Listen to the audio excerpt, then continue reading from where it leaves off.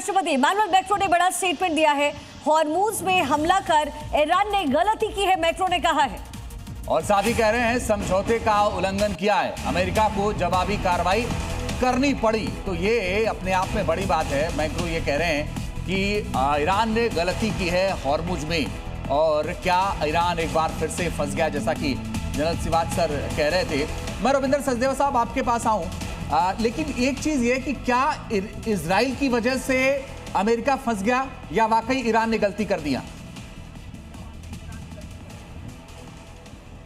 सब कुछ हुआ है ईरान की वजह से और अपनी वजह से। अमेरिका खुद फंसा है। इनकी इंटेलिजेंस गलत थी कि भाई हम खामनेई को मार देंगे पूरी सत्ता पलट जाएगी। तो इंटेलिजेंस फेलियर है सबसे पहले इजराइल का और अमेरिका का, या फिर इजराइल ने जो भी इंटेलिजेंस थी घुमा फिरा के अमेरिका को दे दी और अमेरिका उस बहकावे में आ गया। पर इंटेलिजेंस फेलियर है दोनों का, वन।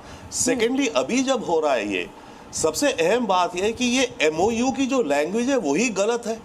सरप्राइजिंग बात है कि अमेरिका जो जाना जाता है, माना जाता है देश of legal, lawyers, contracts, agreement, America में हर कॉन्ट्रैक्ट कुछ भी करना हो, छोटी से छोटी चीज कॉन्ट्रैक्ट्स बनते हैं, लॉयर्स इतने हाईली पेड होते हैं। इस एमओयू की आप लैंग्वेज देखिए, सारी की सारी लूप होल्स हैं लैंग्वेज में।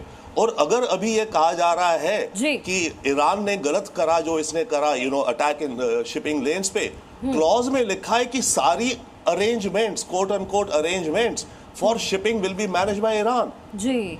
तो वेयर इज दी तो ईरान तो कह रहा है कि इसमें लिखा है कि अरेंजमेंट्स जो भी होंगी शिप्स की, मेरी निगरानी में, मेरी कोऑर्डिनेशन से होंगी।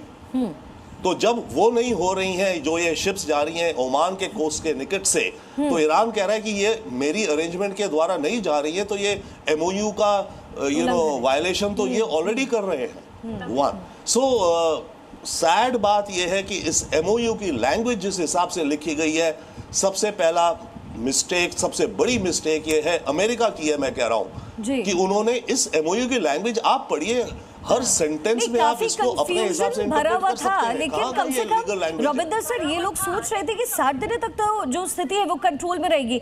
अमेरिकी हमले पर ईरान की धमकी, दुश्मन और उसके सहयोगियों को कड़ी सजा दी जाएगी। ये ईरान ने बड़ा स्टेटमेंट दिया है। एक भी अमेरिकी सैनिक जिंदा वापस नहीं लौटेगा, ये ईरान की तरफ से चेतावनी दी गई है। तो धमकी पर धमकी, कल ट्रंप ने जो कहा उसके बाद आज ईरान ने पलटवार कर दिया। वो ये कह रहा है कि एक भी अमेरिकी सैनिक जिंदा वापस नहीं आएगा। आप सोचिए कि किस स्तर पर टकराव हो रहा है। नेहा पंत हमारे साथ इस समय जुड़ी हुई है। नेहा, पेंटागन की तैयारी क्या नजर आती है? और जब डोनाल्ड ट्रंप की तरफ से स्टेटमेंट दिया गया सीज फायर ब्रेक करने को लेकर, तो ऐसा लगा कि नाटो देश के साथ उनकी सहमति पहले से बन गई है। देखिए, नाटो देशों में सहमति तो शुरू दिन से नहीं है, और ये अभी का मसला नहीं है। जब से रशिया और यूक्रेन की वॉर स्टार्ट हुई तभी से हमने देखा था कि नाटो कंट्रीज के बीच में फ्रैक्चर शुरू हो चुका है। और हमने पहले भी जब ये डिस्कशन किया था इस वॉर को लेके, मैंने पहले भी कहा था कि ये वॉर तब तक अंत नहीं होगी जब तक का इजराइल टेबल पे नहीं आएगा।